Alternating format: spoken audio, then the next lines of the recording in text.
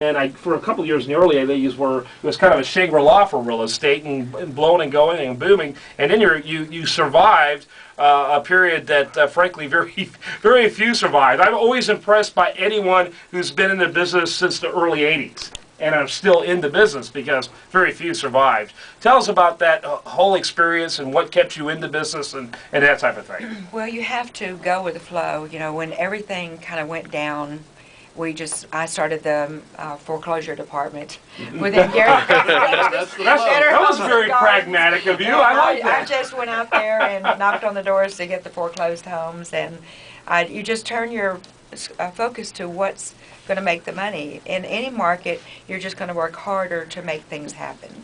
One of the things our friend Steve Davis likes to say, you know, on his show, which is at noon on this same channel, is that it doesn't matter what the market is. If you know what you're doing, you're going to make money, no matter what the market is. And obviously, you knew what you were doing because you were able to, you know, just work differently, you know. And sometimes, I mean, in that scenario, you can accumulate some sweet deals in the foreclosure department that would have enormous value. I mean, it may not have the same profit margins and that type of thing, but I imagine as that progressed, and then the real estate market kind of turned around and began to see some light again near the early 90s and that type of thing.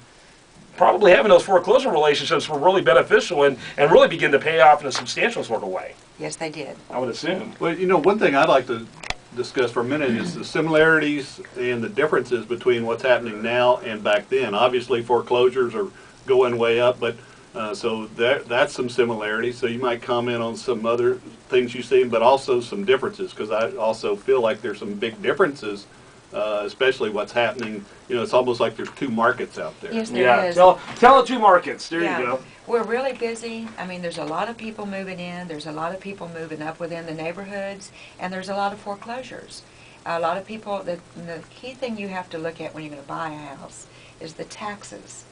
What is it going to cost you to live in that house? Taxes, insurance, like in Missouri County. All of those things you have to really know and understand, and a lot of times when people buy, they don't have all the facts, and that's what gets them in trouble. Mm-hmm.